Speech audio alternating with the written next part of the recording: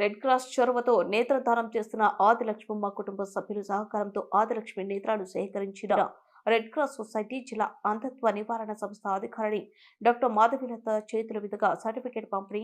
నంద్యాల పట్టణం దేవానగర్ ప్రాంతానికి చెందిన ఎస్ ఆదిలక్ష్మి అనారోగ్యంతో ఈ రోజు ఉదయం 6 గంటలకు నంద్యాల ప్రభుత్వ ఆసుపత్రిలో చేరి కోమాలో చేరగా వారి కుమారులు నరేంద్ర కుమార్, నాగేశ్వరరావు అవయదానం కోసం రెడ్ క్రాస్ సొసైటీ వారిని సంప్రదించగా Indian Red Cross Society chairman Dastagiri పర్ల organ donation motivation coordinator Anand గురించి రెడ్ క్రాస్ ట్రెజరర్ నాగేశ్వరరావు తక్షణమే హాస్పిటల్కి వెళ్లి అక్కడ వైద్యులతో మాట్లాడి రిపోర్టులను పరిశీలించి అనారోగ్య కారణంగా ప్రధాన అవయవాలు దానం చేయడానికి ఉపయోగపడవని నిర్ధారించి నేత్రదానానికి వారిని ఒప్పించడం జరిగింది.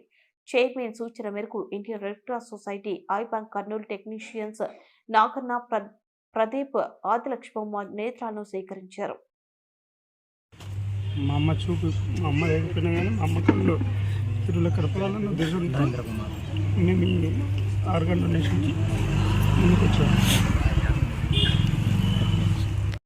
Indian Red Cross Society Nandyal జిల్లా ఆర్గాన్ డొనేషన్ మోటివేషన్ కోఆర్డినేటర్గా ఆనంద్ గురూజీ గారిని మేము ఎంపిక చేసినప్పుడు ఆనంద్ గురూజీ గారు, అలాగే మన నంద్యాల జిల్లా అంధత్వ నివారణ blind control society doctor Madhavilatha madam గారు మనం ఈ నేత్రదానం మీద ఈ మధ్య నంద్యాల ప్రజలకు అవగాహన కల్పించడం జరిగింది.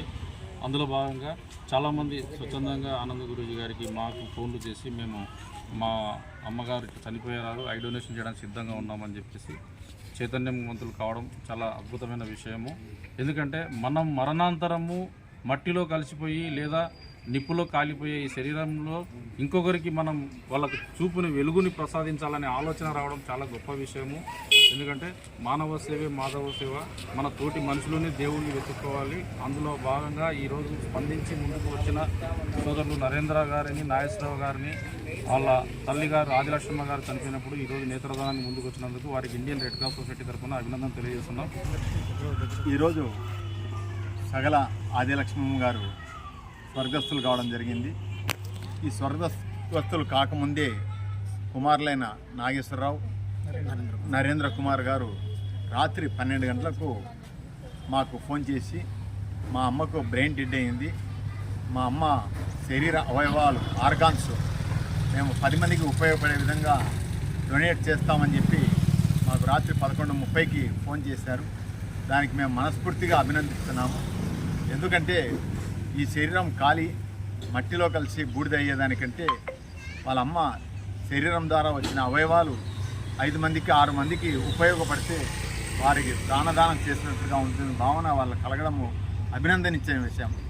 కానీ కొన్ని కారణాల వల్ల ఆమె హెల్త్ ఇష్యూస్ ఉండడం వల్ల ఆర్గాన్స్ అన్నీ తీసుకోలేక కళ్ళను మాత్రమే తీసుకోవాల్సింది వచ్చింది. అయినా దానికి కూడా వాళ్ళు స్పందించి ఫోన్ చేసి నాకు తెలియజేయగా నేను ఈ విషయాన్ని రెడ్ క్రాస్ చైర్మన్ దస్తగిరి గారికి తెలియజేశాను.